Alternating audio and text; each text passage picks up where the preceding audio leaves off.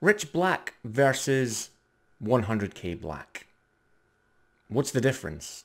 Black is black, isn't it? Surely it's just black. Well, no, you can have different types of black. And in this video, I'm going to show you how to set up those different blacks in Adobe Illustrator. And make sure you watch to the end, because there's a very important tip that you need to set up in Illustrator for this to work and for you to have the blacks to play around with. So let's jump over into Illustrator and I'll show you how.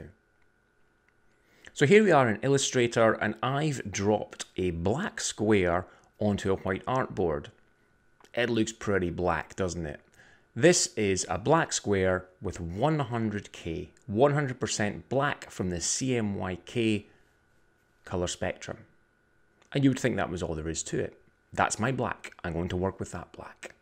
But you can create rich blacks or deep blacks by adding more color, cyan, magenta, and yellow, to that black. Here's a square swatch over on the right, which is rich black. I've added 40% cyan, 30% magenta, and 30% yellow to that 100% black. Now, depending on your monitor, you may not see too much of a difference there with this white gap between the two. But if we bring them side by side, you can now see clearly that the one on the right hand side is much darker than the one on the left, because we've added this extra percentage in. Now you can play around and add in as much cyan, magenta, or yellow as you like.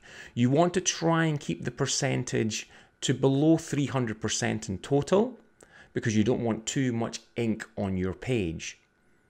If you are going to be using a rich black, I would always recommend that if you're going to have it commercially printed, speak to your printer and ask them what the best rich black setup is for the material that you're printing on, because different papers and substrates will handle the amount of ink differently. So always double check that. But now that you know how to create a rich black, you can actually play around with designs using just black. So you can have your standard 100% K, but then have different levels of rich blacks as well. Here's an example of that. This is a rich black background, and I've written the word black in 100k. So it's just black ink, but you can see how you can play around with that and have some nice kind of subtle effects in the background by using 100k. Here again is a deep rich black background with the geometric pattern on top in 100k. These are simple things, and I'm sure that you're going to play around with this and make some great designs. But before you go jumping in and doing that, there's one thing I need to tell you. One thing you need to make sure you have set up in Illustrator. Let's go back to our two blocks.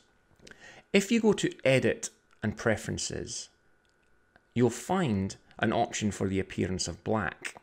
And it may be that when you go to that setting, this is what you see. Display all blacks as rich black, output all blacks as rich black. If I hit OK, look what happens to our artboard. Suddenly both blacks look the same. They're now rich black.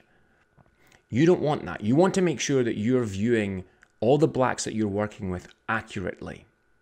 Plus, as well, if you have this setting on as output all blacks as rich black, you have no control over what's being output by Illustrator. You have no control over the percentages. So you need to make sure that this is output all blacks accurately and display all blacks accurately. Click OK. And again, we're back to seeing exactly what we need to. The 100k and the rich black. So make sure in Illustrator that you go in and you make that change so that you're viewing accurately the blacks that you're creating on your page. I do hope you found this video on the different types of black useful. If you have, make sure to give this video a thumbs up. Leave a comment below, I would love to hear from you. And if you haven't done so already, make sure you subscribe to my channel. I release new videos every week and you will learn more design tips and tips on brand and branding. Also, make sure to click the little bell icon, because if you do, you'll get a notification to say when exactly I've uploaded a new video. So all that remains to be said is, stay creative, folks.